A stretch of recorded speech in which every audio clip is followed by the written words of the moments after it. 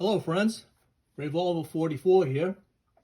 Today I have a video to show you of Smith & Wesson snub nose. This is the Smith & Wesson Model 36. It's chambered in 38 special. These were produced from 1950 to 1999 and then reintroduced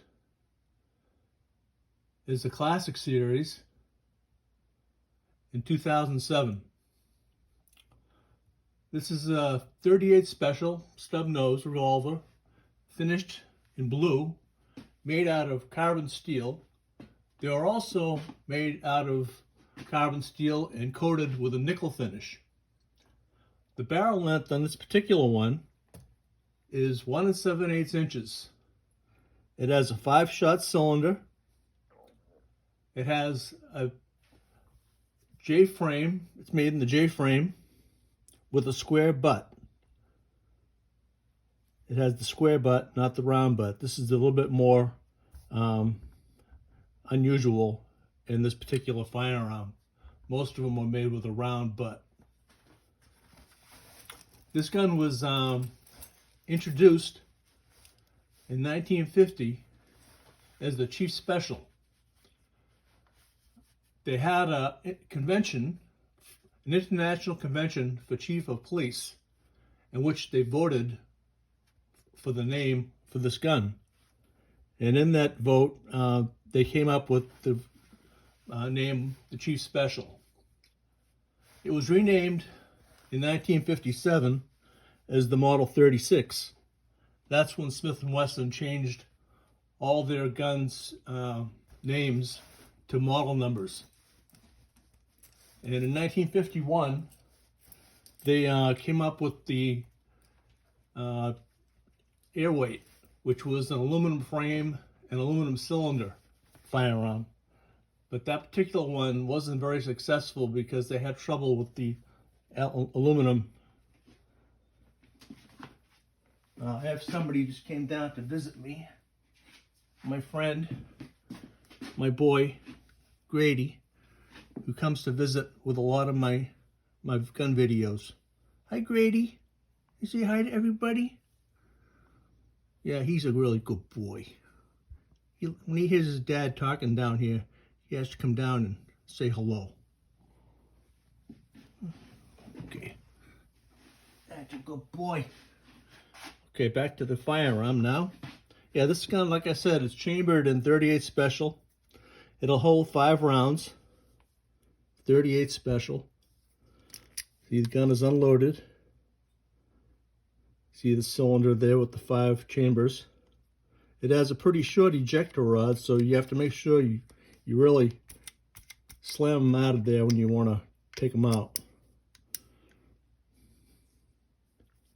But it's a pretty sharp gun. It's in pretty good condition. This particular one was made in 1981. They stopped making them with the pin barrel. This one has the pin barrel, see? They stopped that around 1980. They stopped pinning the barrels, and on the 357 models, they stopped recessing the chambers. Some of your bigger guns, like the 357 calibers, early ones, had counterbore cylinder chambers, but they never did that with the 38 specials. That's just a little note. But this gun here was first, like I said, 1950 they came up with it. It was designed after, they started designing this after World War II. I think that because the main competitor, they wanted to compete with their main competitors, Colt. Colt had this gun out since 1927, the Detective Special, and I think Smith & Wesson wanted something to compete with that.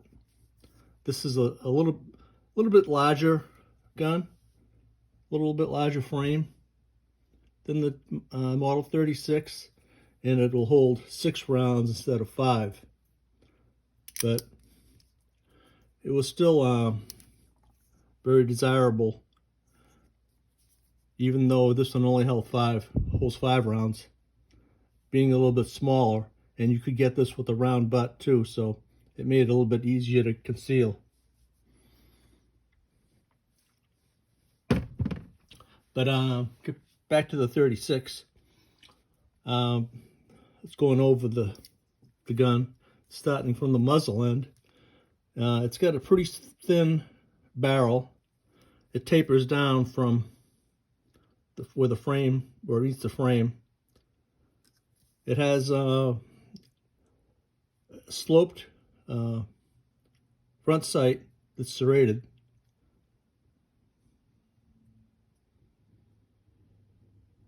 And the rear sight is a very thin channel on the top of the frame.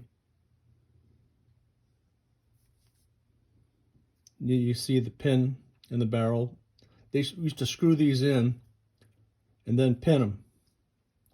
In the newer ones, they stopped using the pin method. They're just screwed in tight. The hammer has a nice knurl on it. The hammer and the trigger are color case hardened for long life and hardness. The hammer also has the firing pin built into it. It has a pin going through it to hold it on. These grips are walnut, magnet style, with Smith & Wesson medallions. They were the same on the round butt version, but they had more of a curve to them. If you've seen a round butt gun, you know what I'm talking about. The trigger has serrations in it also.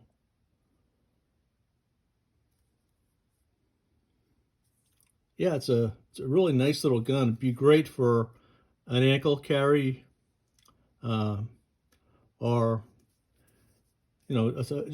mostly for a backup gun. I think they were used for by the police when they first came out, because they were so handy to store in the pocket or on an ankle holster.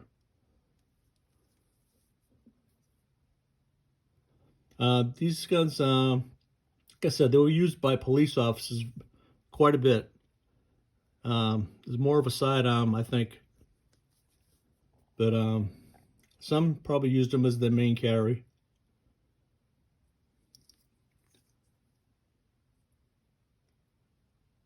Yeah, it's a pretty sweet little piece.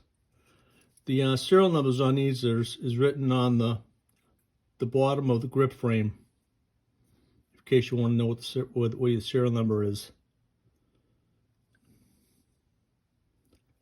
The barrel has a Smith & Wesson engraving here on it, and this is your Smith & Wesson emblem on the frame.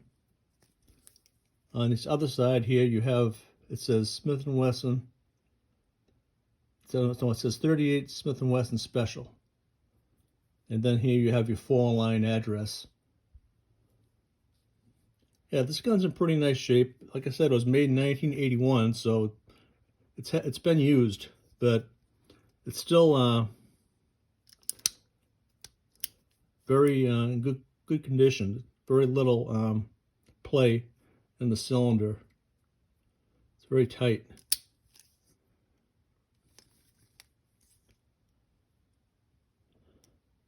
You can see the Smith & Wesson medallions on there. Yeah, the grips are in really nice shape too. These original grips. Yeah, being a square butt, it's a little bit more unusual than your round butt versions of the same gun.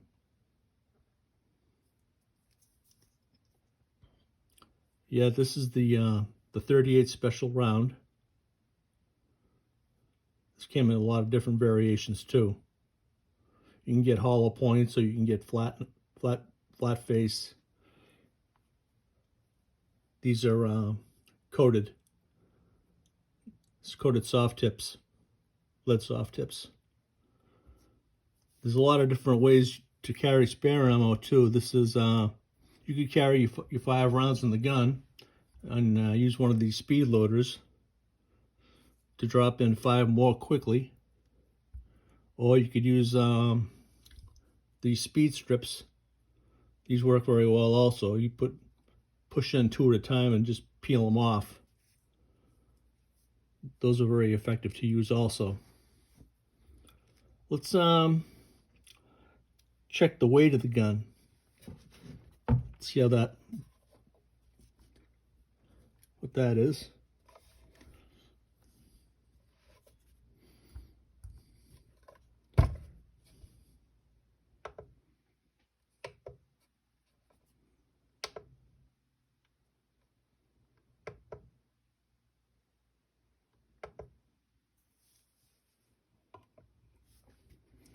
$19.58 ounces. That's pretty light to carry, especially for its time back when it first came out, compared to a 4-inch barreled gun.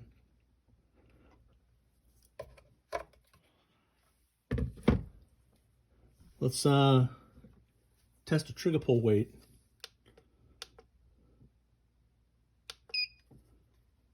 Test it first in double action.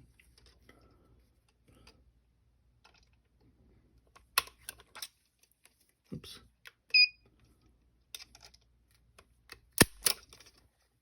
9 pounds, 0.8 ounces.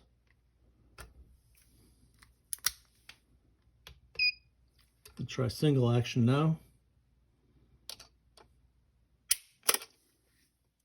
2 pounds, 7.4 ounces. That's nice.